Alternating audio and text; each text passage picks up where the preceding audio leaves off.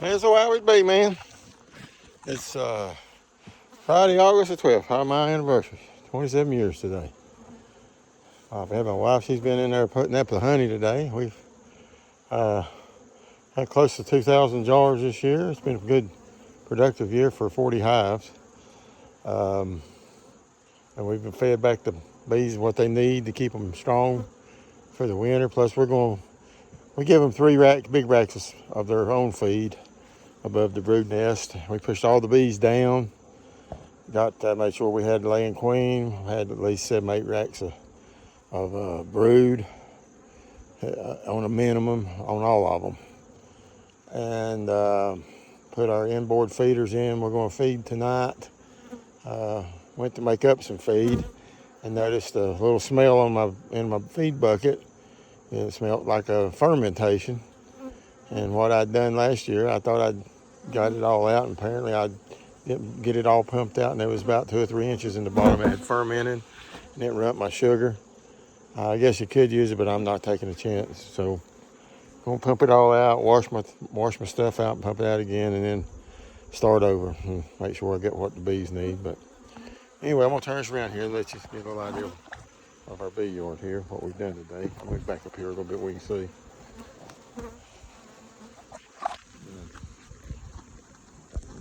Open up or not. Let me see if I can open it up just a little bit. Take my glove off. Bees are hot. There we go. Let's put that open there in a minute. So. Sorry about that. They're all pretty heavy. I've got 2 that don't have anything in them. We'll clean them out. I had a little robin going on. The hives are a little on the weak side, and just didn't have time to get to them. That's one of them there, but we'll push. We've got this one up here on the back, so it gets nightfall. I'll set that one up on top of that one. I'll let that one do its thing, and then yonder, that's where I've got my breeder queen down there, and she lays good. And I'm gonna put her on the other bed out, so that'll put me my whole yard back to full again. So to get an idea of what the bees look like. They're all hitting pretty healthy. This one around the bush here.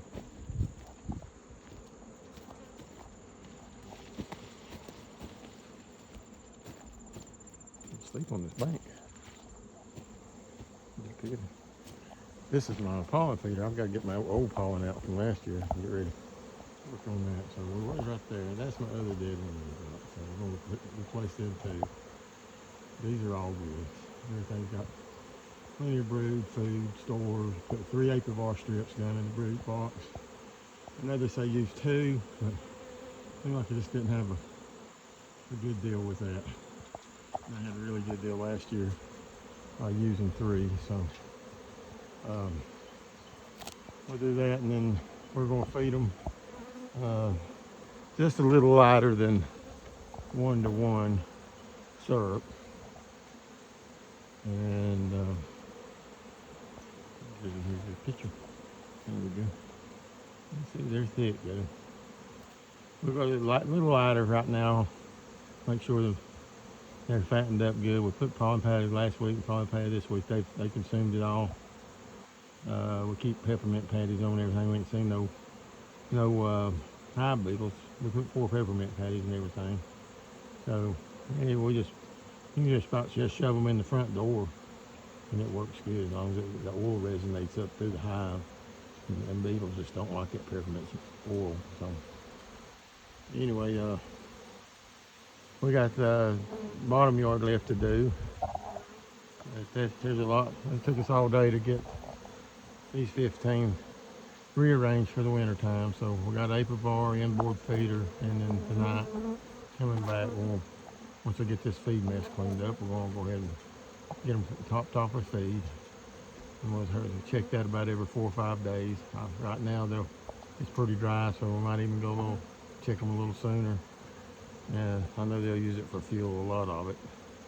And we did the patty we put on there because of the brood.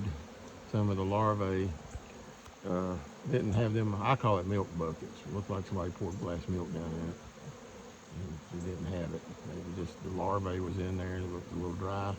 I think that's just malnutrition, and I don't want to see my bees suffer from that, because you know, it's up to us if we see things like that, that we need to, if we're going to keep them, we need to tend to it, not be lazy about our matters at hand, and try to be as direct and punctual with this, because if you don't, then you don't have good winter stock.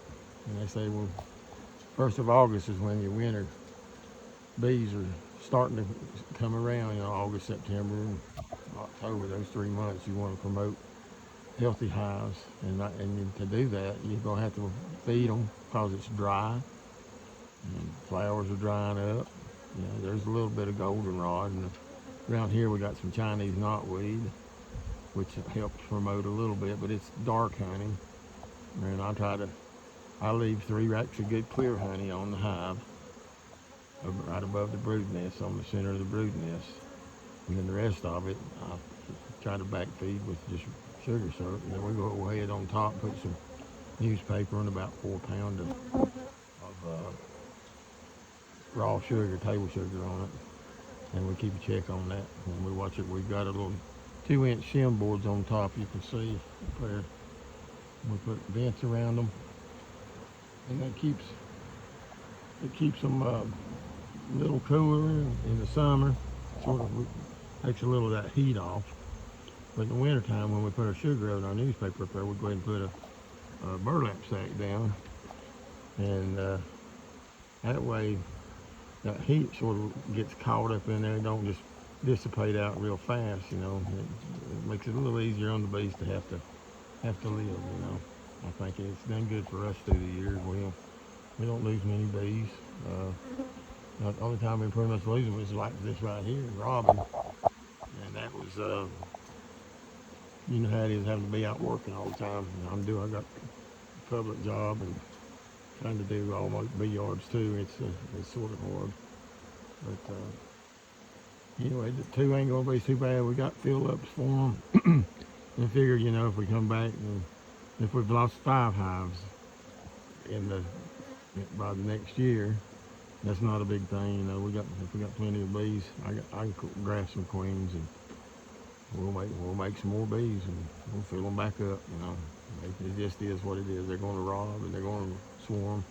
We only had two swarms this year, and last year we had 52 swarms, and that was an amazing year of swarms. I don't know if everybody else had that kind of swarms. I've got mine all videotaped, ever from 1 to 52, and they were all big swarms. So Lord blessed us with bees last year. When they were we was able, as soon as we caught our swarms, a lot of them used them swarms to make pull comb with. You know, we get us a rack of baby bees and put up in the middle of it, and start putting some liquid feed to them, and we put the frames in there on the left and the right of them, just filled them up, and we were pulling out frames of wax in 3 days, 4 days, ready to be used, and it was pretty amazing to see that. So if you catch swarms, that's a good thing you can use swarms for, or, you know, everybody has different ideas about it, or you can make a hive out of them. And you can catch that queen, you know, catch her and put her in a box, and then when that swarm's in there, put that queen back there in the box, and make them have to stay a little bit, make them have to get used to her a little bit, and sometimes that works even better. There's so many ways of doing things with bees and queens and stuff. But anyway, this is Average Bee, man. I'm gonna be signing off. Lord bless and keep y'all. Let's have a good day. See you.